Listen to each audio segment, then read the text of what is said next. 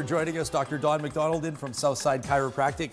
I get the sense, based on the props you've brought along, that I'm about to get put to work. The elastic, the weights, and the shovel. Yeah, we always got to get you working. This is also Can't have you slack on the three job. areas where I find that I can feel sore after utilizing them, specifically when it comes to shoveling. You must see people at the clinic all the time. Yeah, this year's been bad. This year's been bad. More still than we know what to do with. Totally, yeah. And typically what I find is there's basically three main reasons why people are going to hurt themselves with shoveling. The first reason is that they already have a pre-existing spinal problem or spinal condition that might not even have been diagnosed, because you can have a misalignment in the spine irritating the nerve, which we call a subluxation, and you don't even really notice it until so day-to-day business isn't going to set it off. Right, and then all of a sudden you do one thing, and then all of a sudden it's going to be like they say the straw that broke the camel's back. The second thing is going to be is that your muscles are weak because you haven't been using them for the whole year. Yeah. Now, if it snows continuously over and over again, the more we shovel, we actually start to develop those muscles, which are a little bit better, which help to prevent those injuries as well. And then the third thing is, most people in the morning get up and say, oh darn, the front end shoveled, and if I don't shovel, I get my fine. Yeah.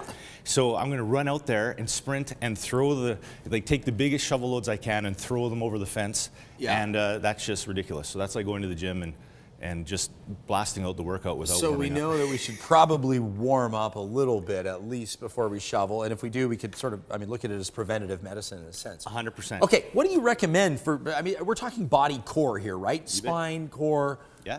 One of the easiest one is this marching in position.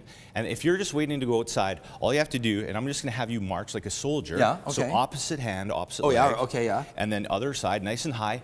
You do that for about 45 seconds before you go out, quite briskly. Your heart rate's going to go up, and it's actually going to warm you up. Yeah, when you can kind of feel your body, certainly stretching it in ways where you feel like you're going to use it. You bet. Isn't it? And now that's in the front and back motion, which a lot of people are fairly strong in the front and back motion. The weakness is in the side-to-side motion. Yes. And that's where, when we get into shoveling, that's when problems go in. You talked about throwing the snow over the fence. That's what it is, isn't it? You get it, and then that's when people reef on it. Reef on it, and then that's when you totally destroy Okay. it. So you'd also want to be doing some side bends. You could throw your guy over your shoulder, and then you can kind of, just start to stretch back and forth. Just like the hockey players do. Just like the hockey players to warm up after you've done that thing.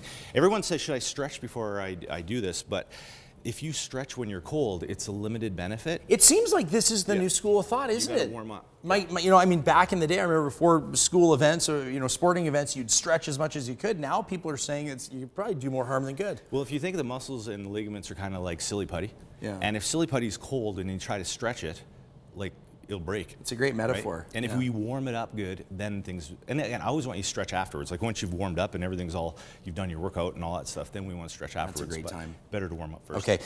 This is interesting. I've seen more and more personal trainers using these elastics, or do they have a specific name? They probably do. Yeah, they're bands, exercise bands. Okay. Now, the thing is, you can use either one of these. And what I wanted to do is touch on the weakness of our side-to-side motion. Okay, because a lot of people, if they're treadmilling it, walking it, ellipticaling it, everything is in this motion, and we're missing the side motion. So what the first thing? I never really think about that, but you're so right. Yeah, and then it then becomes asymmetry, and then people go, oh, I just turned over and I blew my back out, or I just woke up and I blew my spine. So what we want to do is we want to strengthen the side-to-side motion. So what I'm going to do is I'm going to have you hold the weight. Okay. And I'm going to have you. Oh, geez, Doc. Sorry, that was like 10 pounds. Yeah, I know. Okay, so.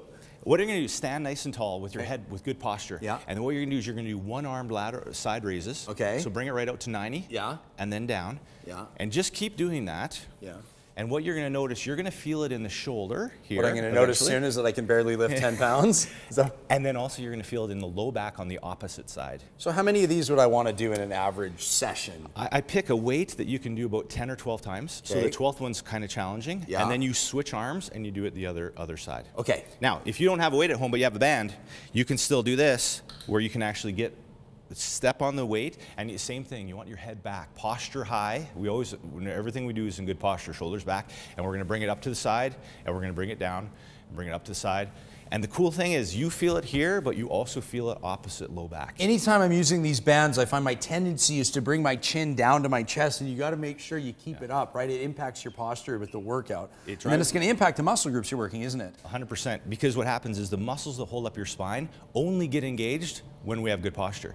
So if and it drives me nuts, I'm at the gym and I see guys doing tricep push downs like this, what they're doing is you're developing all the flexor muscles, and the extensors are not being engaged, so they stay weak. And then we wonder why we're starting to get an epidemic of hunchbacks.